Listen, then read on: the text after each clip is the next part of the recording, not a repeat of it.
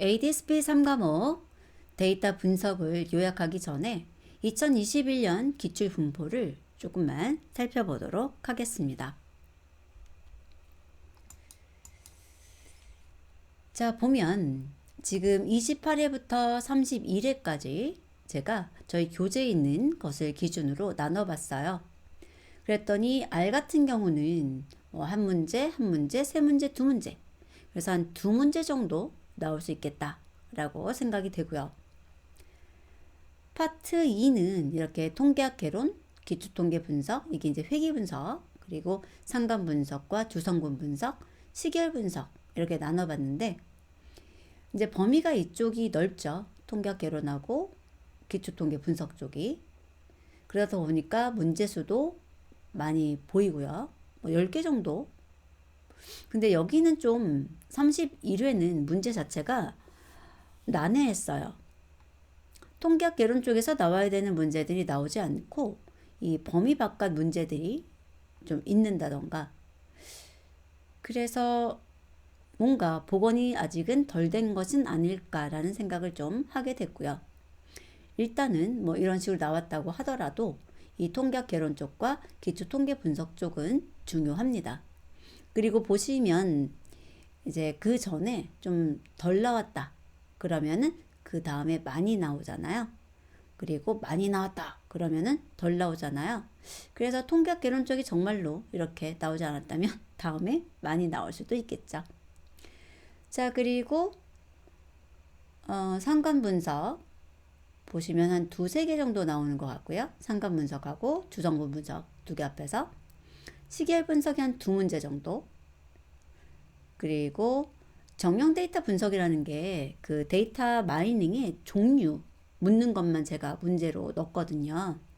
그런데 이제 그게 여기서 굉장히 많았던 거예요.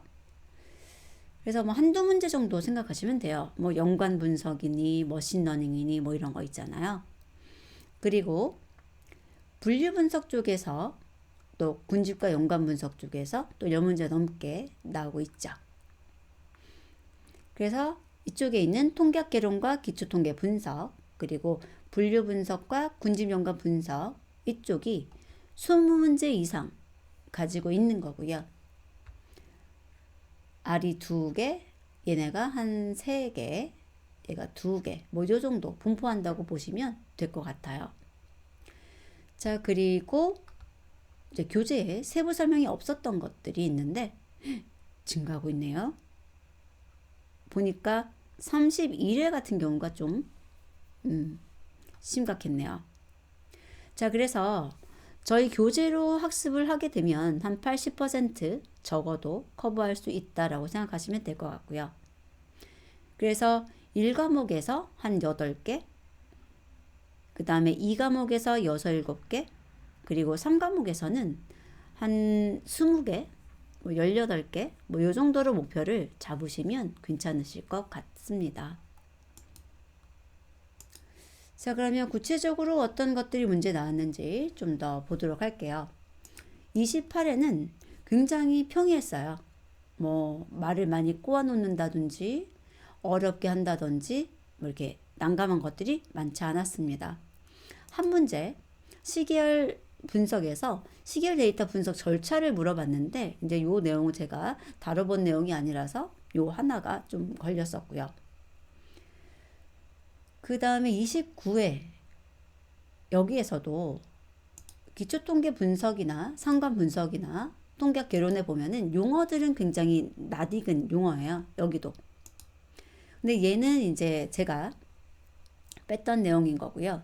여기 나오는 스피어만 상관계수나 설명변수 선택, 카이스퀘어 검정이 있는데 얘네들에서 카이스퀘어 검정이 이 정의라든지 특징 이런 거 말고 코드가 나왔어요. 그래서 코드를 보고 이제 이해해야 되는 것이 나와서 요거 없었고 또 설명 변수를 선택하는 것에 대해서도 뭐 전진이니 뭐 후진이니 막 이런 거 말고요.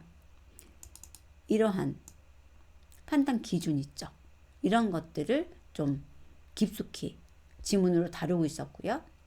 스피어만 상관계수에서도 그래프를 그려주고 그 그래프에서 수평은 상관계수 1이다. 뭐 이걸 찾는 것이 나왔었어요. 그래서 뭐 요런 것들이 조금 다루지 않았던 내용으로 나왔던 거고요. 그 다음에 요거 재밌는데 이제 평균이 10이고 표준 편차가 2인데 10개 데이터가 있대요. 그때 모든 값에 4를 더하게 되면은 평균과 표준 편차가 어떻게 바뀌겠느냐. 요런 문제가 나왔었고 또 얘도 재밌긴 한데 이제 팩터를 하나 주고요.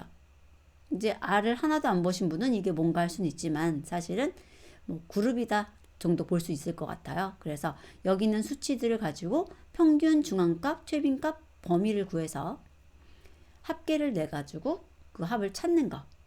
이제 범위 같은 경우는 만약에 여기 1하고 10이 나오잖아요. 그럼 그 범위는 9가 된다는 것도 기억해 두세요. 그리고 가설검정 쪽에서 두 문제가 나왔네요. 자, 그래서 그런 것을 빼면은 뭐 괜찮았어요. 얘도 그렇게 어렵지 않았고.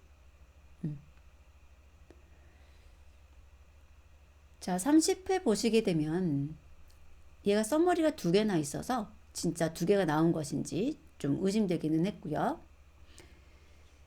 그리고 다들 괜찮았는데 여기 회귀 모형에서 영향력 진단에 대해 좀 제가 다루지 않았던 내용들이 나왔습니다.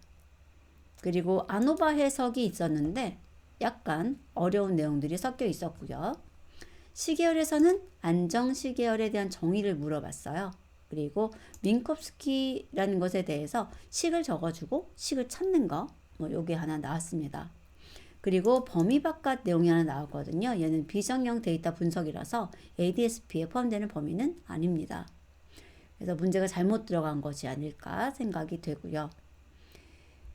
그리고 나면은 이제 일반적으로 문제 나는 것들 나왔었어요. 그런데 요게 좀 독특한 형태였어요. 뭐냐면 프리시전을 구해라. 그런데 컴퓨전 매트릭스를 보여주는 게 아니라 민감도 알려주고 그 다음에 TP하고 TN을 알려준 다음에 프리시전을 구해라. 이런 식으로 나와서 식에 대해서 이제 활용할 수 있으셔야 되는 그런 문제로 나왔습니다.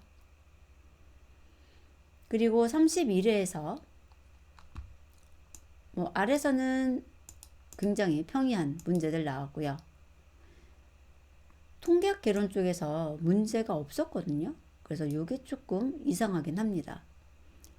뭐 가설검정 얘기도 없고 모수 비모수 얘기도 없고 뭐 없었어요. 자, 그리고 기초통계 분석에서는 회계 성능 평가지수 구하는 문제가 나왔고요. 요거는 저희 다루지 않았던 내용이고 다중공성성 얘기가 나왔는데 지문 자체가 조금 어려웠어요. 자, 그리고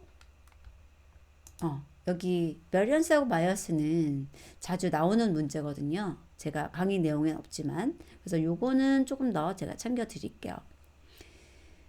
그리고 얘도 이제 요약지에만 제가 드렸었는데 나이브 베이지 분류라는 게 나왔었고 얘도 종종 문제에 나오는 녀석입니다. 근데 이제 여기서 이상한 게 뭐냐면 이 두 개가 범위 바깥이거든요. 근데 요게 나왔다고 써 있었어요. 특히나 얘는 단답형으로 나왔다 그래서 뭔가 하고 조금 생각이 드네요. 그리고 이제 이런 문제도 조금 힘들 수 있겠다 생각을 했는데 뭐냐면 이제 분류 분석이라는 것을 맞추는 건데 답이 보면은 이제 지문이 이렇게 나왔어요. 에어컨 회사에서 지역별 온도 습도에 따라 고객군을 나누어 마케팅 전략을 수립하고 싶다. 그런데 이게 답이 분류 분석이라고 돼 있던 거예요. 그리고 지도 비지도 학습에 예 해가지고 누가 지도고 누가 비지도인지 맞춰야 되는 그런 것들이 좀 있었습니다. 그리고 뭐 이런 것들은 다 괜찮았어요. 아주 평이하게 났던 문제들이에요. 그래서 제 생각에는 여러분께서 진짜 어려운 거라든지 교재에 없었던 거라든지 이런 것들을 빼고 나머지 한 20개 정도는 꼭 맞추셨으면 좋겠어요. 그래서 18개에서 20개는 맞추자라는 그런 기분으로 가주셨으면 좋겠습니다. 자, 그러면 이제 그렇게 맞추고 또 1과목, 2과목에서 또 맞추게 되면은 평균 점수도 되고 이제 과락도 없고 이래서 합격이 되실 겁니다. 자, 그러면 3과목도 요약하러 가보실까요? 잠시 후에 뵙겠습니다.